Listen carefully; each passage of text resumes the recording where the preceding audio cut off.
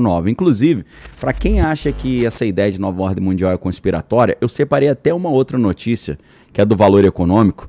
O Armínio Fraga, você lembra dele? Claro. Armínio Fraga, que foi presidente do Banco Central, ele deu uma entrevista para o site Valor Econômico. E nessa entrevista, se puder mostrar ali o título, olha lá, ó. Ordem global acabou, não adianta pintar um quadro mais róseo. Usou um termo mais rebuscado, né? Rosáceo, róseo. É tipo assim, não adianta tapar o sol com a peneira, a ordem mundial já acabou. Não tem esse negócio de esse cenário cor-de-rosa, né? Não adianta a gente fingir que tá tudo bem, porque não tá. Né? O cenário já mudou completamente e é isso que eu tenho chamado aí de o plano mais genial e maquiavélico de todos os tempos, que tem direta relação com essa postura dos Estados Unidos de virarem agora os piratas do mar, né? Por quê? Os Estados Unidos hoje, e é muito importante a gente entender isso, porque o Brasil faz parte desse plano, né? Os Estados Unidos hoje, eles não só tomam o petróleo e o gás dos outros, mas eles também aumentam os preços e acabam forçando os caras a comprar exatamente deles, né? E eles também ganham de várias outras formas, por quê? Com a guerra no Oriente, a energia ficou mais cara no mundo inteiro, né? O petróleo chegou a $120, que foi um recorde. E aí, o que acontece? Quando a energia está muito cara, você acaba fazendo com que várias indústrias fiquem sem margem de lucro. Imagina, Vilela, que só para rodar o podcast aqui, de repente você começa a pagar R$100 mil ou R$200 mil só de luz. Tá louco. E é inviabilizar. Como é que você vai rodar esse business assim? Agora imagina uma indústria que tem o gás natural caríssimo. Imagina empresas, né, como a Spirit. Spirit, eu não sei se você já ouviu falar nessa empresa aérea Spirit? Não. Que é low cost. É que você é um cara granfino, você não usa essas paradas, né? Uma vez eu andei de Spirit. De onde pra onde? De Miami pra Virgínia, nos Estados Unidos. Eu devo ter... É um avião meio amarelo, assim, escrito Spirit. Eu peguei um low cost, eu não sei se foi esse, de San Diego pra Las Vegas. Será que era esse? Pode ser, pode ser. Que era muito barata a passagem. Então, cara, pra você ter ideia, não sei como é que foi no teu voo. No meu voo, o negócio era tão alto nível, tão requintado, que rolou até bingo. Não. Rolou bingo. Cara. E aí, quem ainda mais ganhou? A gritaria do cara. Mano. Rolou bingo. Pra você ver que era o naipe do voo, né? Exato. Eu falei, cara, poderia ter pago um pouquinho mais pra não participar de um bingo no avião, né? Tô querendo dar uma cochilada. Essas empresas low cost, elas trabalham com uma margem de lucro pequena, né? Porque para ela oferecer uma passagem muito barata ali, o cara tá no limite. Você aumenta um pouquinho o preço do combustível da aviação, você quebra a empresa. A empresa está quebrada. Tá quebrada? A empresa falou, não consigo mais operar. Então, o que os Estados Unidos... Isso é um sintoma. Por quê? Várias indústrias dos concorrentes dos Estados Unidos não têm como os americanos ali um acesso fácil ao petróleo, principalmente que eles deram uma de pirata e pegaram o petróleo da Venezuela também. As empresas estão quebrando. Então, o que os Estados Unidos estão fazendo com essa pirataria do mar? Eles estão... quebrando o mundo. Os concorrentes dos americanos estão quebrando devido ao combustível e energia muito caro. Então a Ásia e a Europa estão iniciando um processo louco de desindustrialização. E o mais louco ainda é que essas empresas, se quiserem operar com uma energia mais barata, vão ter que fazer o contrário que os Estados Unidos fizeram nos anos 70 e 80, que foi transferir as fábricas para a China, né? Antigamente era tudo made in USA, né? Depois virou made in Japan, depois virou made in China. Pois é. Isso foi um processo que eles entenderam que iriam lucrar mais, porque era mão de obra muito barata, quase escrava. Só que aí o que acontece? Porque o lance é o americano pagar mais barato. Na cabeça deles não importa que forma. Exato. Né? Só que aí você fica refém desses caras. Eles não entenderam isso naquele momento. Eles não entenderam, porque o mundo estava, de certa forma, controlado. Pacífico, todo mundo... Exato. Principalmente depois da queda do Muro de Berlim, fim da União Soviética, né? Até que vem aquele Francis Fukuyama, professor de Harvard, escreveu o livro O Fim da História, né? Acabaram os problemas da humanidade. Só que aí o que acontece? Você tem um problema como a pandemia, que aí você tem o bloqueio dos containers, que não saem mais da China. E aí o produto que você pagou para produzir lá não consegue chegar até aqui. Então aí que começa a se intensificar aquela ideia do nearshoring, que é, se você vai fazer fora dos Estados Unidos a fábrica, tem que ser país próximo. Não pode ser lá do outro lado do mundo, porque se der um problema nessa cadeia logística ali, embaralha tudo. E aí, só para ilustrar aqui, além do nearshoring, que é a costa próxima, tem o friendshoring, que é você tem que ser próximo e tem que ser amigo. Mas o amigo pode virar inimigo depois. Pode virar inimigo também, dependendo de como as eleições se sucedem, né? E além disso, tem o reshoring. Reshoring é quando os Estados Unidos não colocam nem no amigo e nem quem está próximo. Trazem de volta as indústrias para dentro do território americano. Isso tem um aspecto bom em tese, porque gera emprego nos Estados Unidos, porém, com a inteligência artificial e a robótica, nem sempre trazer indústria de volta significa novos postos de trabalho, né? Então, isso é um problema.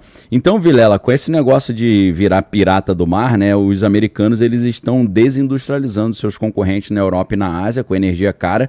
Isso significa que empresas gigantes da Europa e da Ásia, uma Mercedes, uma Toyota da vida, elas estão sendo obrigadas a transferir as fábricas para os Estados Unidos só para conseguir manter as indústrias funcionando, né?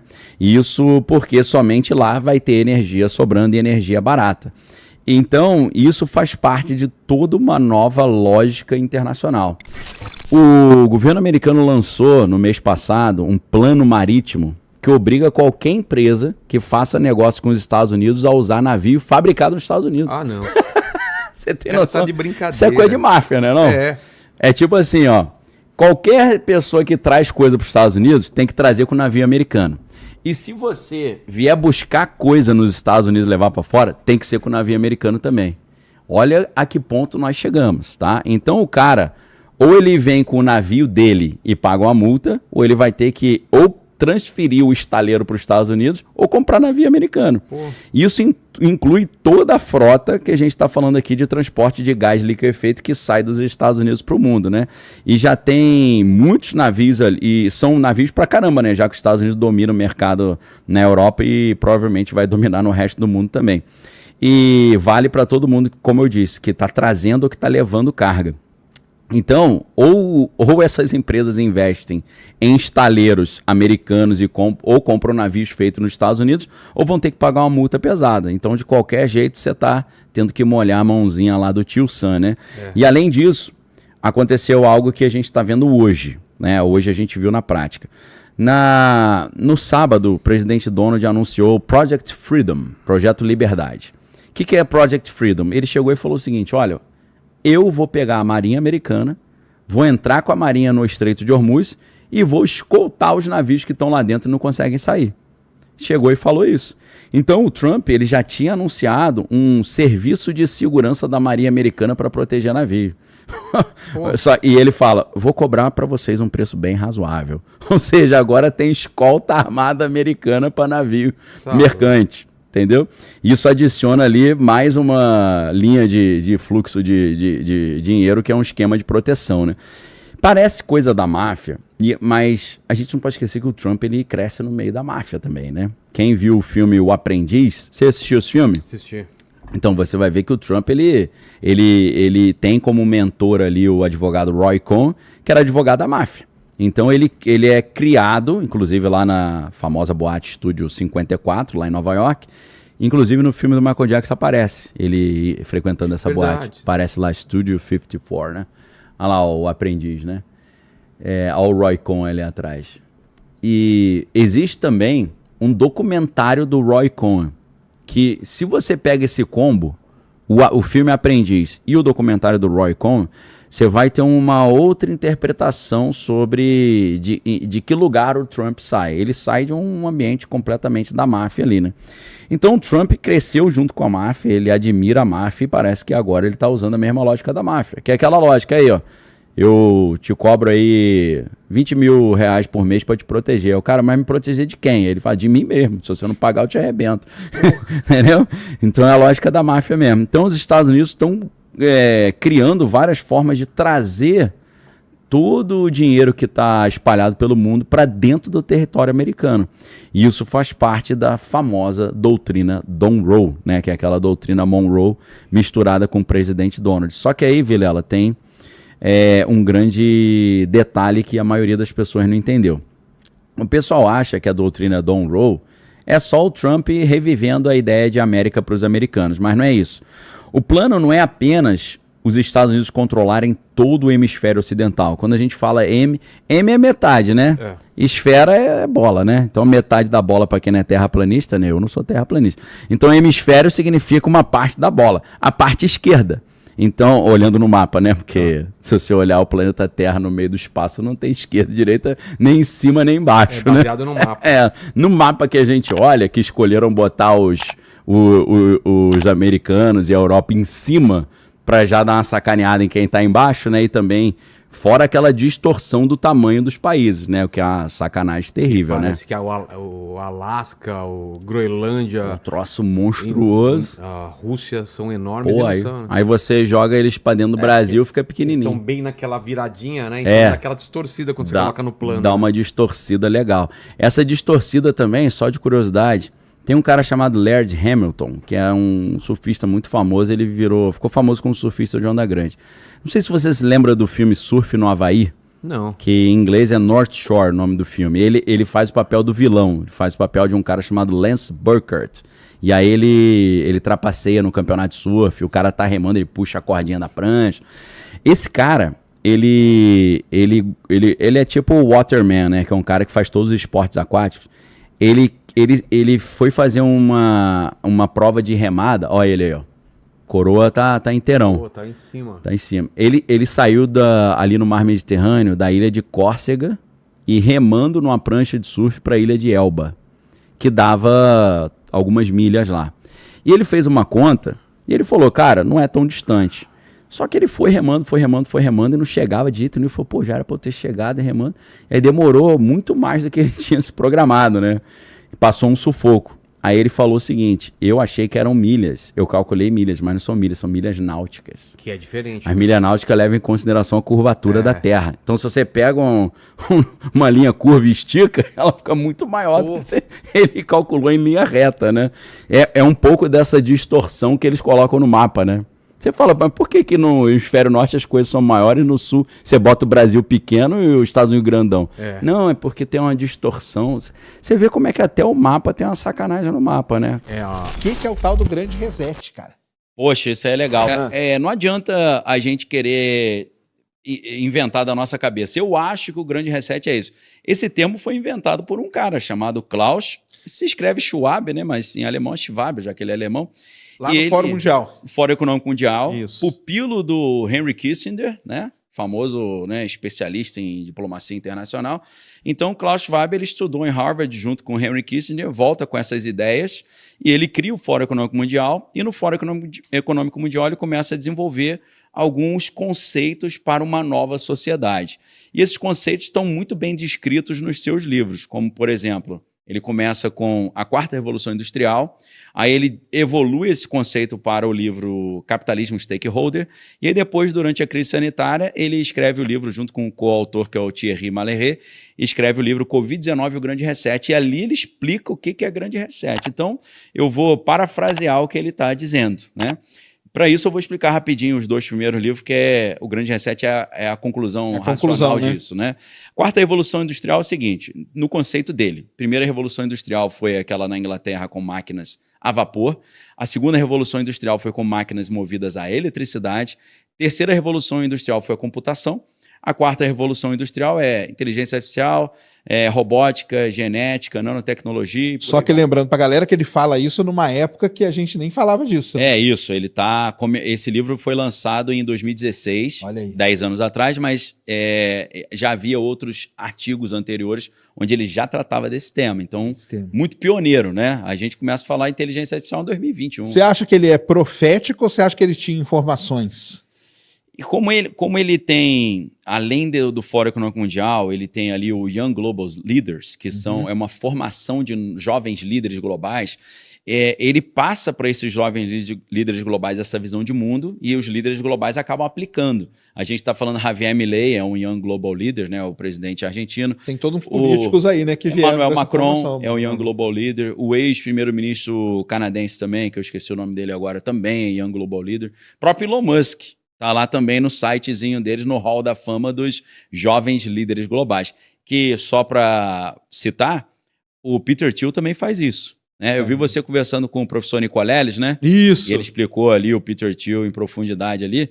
O Peter Thiel, ele também tem um projeto que é um clone do Young Global Leaders chamado The Founders Fund. É o Founders. Founders Fund, onde ele pega jovens talentos e muitas vezes que estão nas universidades, ele tira o cara dali e patrocina o cara, né? Dentre esses a gente tem o Vitalik, né, que é o criador do Ethereum, e tem também o próprio J.D. Vance, né, que ele conheceu quando estava fazendo uma pós-graduação. O J.D. Vance estava fazendo uma pós-graduação em Direito. A gente explicou aqui naquele primeiro programa toda a história dele com o J.D. Vance, né? A galera quiser saber, não precisa nem de a gente entrar aqui hoje, é só voltar lá. Tá lá. Tá tudo ali. Então, ele começa com essa ideia de que essas novas tecnologias podem ajudar a humanidade a ser mais justa, mais igualitária, reduzir a pobreza, as desigualdades, as guerras. E aí ele começa a fazer uma proposta de como usar a tecnologia para melhorar a política e a sociedade. E aí ele entra nesse conceito do capitalismo de stakeholder, que é o nome do livro. Tem em português, é só, quem quiser adquirir é só procurar. O que é o capitalismo de stakeholder? É a diferença do capitalismo de shareholder. Aí tem a tradução para português. Em vez de falar capitalismo de shareholder e capitalismo de stakeholder, a gente fala de capitalismo de acionista e capitalismo de partes interessadas, né? Então, o que é o capitalismo de acionista? A ideia é a seguinte: o capitalismo é comandado pelas grandes empresas, né, que estão gerando capital, contribuindo com o PIB, que é o Produto Interno Bruto, mas essas empresas são governadas por CEOs e esses CEOs devem responsabilidade única e exclusivamente aos acionistas da empresa. Essa empresa não tem responsabilidade de agir na ciência, na cultura, nas artes, nas finanças, na educação, no melhoramento do trânsito, nem no transporte. Ele só deve responsabilidade a quem é acionista. E esse é o grupo de interesse. O capitalismo stakeholder, que é o capitalismo das partes interessadas, o conceito é que a empresa ela deve prestar também uma responsabilidade para a sociedade. Então, a empresa deve ajudar a sociedade a melhorar a educação, a cultura, as finanças e por aí vai. Só que dessa ideia, a gente tem um outro pensador, que é o Curtis Yarvin, né? Que é conhecido como Mencius Moldbug, né? Que é o pseudônimo dele. Ele já evolui essa ideia. Ele teve aqui no Brasil há pouco tempo, Curtis Yarvin. Teve recentemente. Foi lá no congresso do MBL. No evento do MBL e tal. Então, Curtis Yarvin, ele é uma espécie de mentor dessa galera do Vale do Silício, né? Ele é um herdeiro de um cara que veio um pouco antes, que é o Nick Land. O Nick Land é um cara mais misterioso, porque ele é um dos primeiros ali a conceituar a ideia moderna de inteligência artificial, só que ele mistura muitas questões de ocultismo. Ele mistura Aleister Crowley, essa parte mais esotérica, mas ele também é bem cultuado no Vale do Silício. O Vale do Silício é lugar de pessoas muito excêntricas também, né? Peter Thiel tá dando palestra sobre o anticristo, pra vocês terem ideia, exatamente. Né? Então são papos assim meio exóticos que acontecem, quase maçônicos ali, porque é só convidado que vai. Só uma tem NDA, casta ali, né? Tem Non-Disclosure Agreement, né? Acordo de sigilo, não pode falar, não entra celular, é cheio de sigilo, né? Então, assim, o Curtis Yarvin, ele evolui essa ideia do capitalismo stakeholder, porque ele pensa assim, olha, se as empresas vão ter responsabilidade de cuidar de educação, de tudo que o governo funciona, a gente pode substituir o governo pelas empresas. Não tem mais governo, tem empresas e essas empresas têm CEOs e esses CEOs que governam. Só que o grande detalhe é que o CEO, ele não é eleito pelo povo. Não tem uma eleição nacional, quem vai ser o novo CEO da Apple, né? Eles que escolhem, né? Inclusive o Tim Cook tá saindo aí, né? Tá saindo, tá em setembro, né? Em setembro ele já tá fora aí. Então, Cook não fez muita coisa, né? O Tim Cook? Assim, inovação, né? Você compara com o Steve Jobs, é uma concorrência também desleal. E o cara que vai entrar é o cara que desenvolveu o chip. O chipzinho próprio deles, né? M tal, M1, M2. O cara parece que é bom, né? Vamos ver, né? Grandes expectativas devido à concorrência que está chegando aí, porque agora a galera está inventando novos smartphones, tem essa promessa aí de que o smartphone vai evoluir para um outro tipo de plataforma já com inteligência artificial, que não vai ter tela, a gente não sabe exatamente o que eles vão trazer, né? Mas eu estou citando o Curtis Yarvin porque ele partindo dessa ideia de capitalismo stakeholder, de que as empresas privadas têm que fazer serviço público, ele já falou, já troca logo os governos pelas empresas, então. Claro. Só que aí o povo não participa mais da escolha de quem vai ser o presidente ou o CEO da nação. Vai ser um board ali, né? Aí o Curtis Yarvin, ele cria o conceito de GovCorp, que é governo-corporação, em que é uma tecnocracia no sentido que os engenheiros e cientistas mais qualificados que escolhem quem vai governar. Então esse é um aspecto um pouco preocupante da ideia de capitalismo stakeholder, porque você está acabando ou superando, segundo eles, a democracia representativa, que o povo escolhe o representante. É como se eles falassem assim, ó, o povo é burro, só escolhe gente burra, então deixa que a gente que é inteligente governe, sabe, né? Quem vai escolher. Não é muito diferente do que o Platão já defendia na sua república, né? A república ninguém escolhia ninguém, não. Era uma elite de reis filósofos que governava. Exato.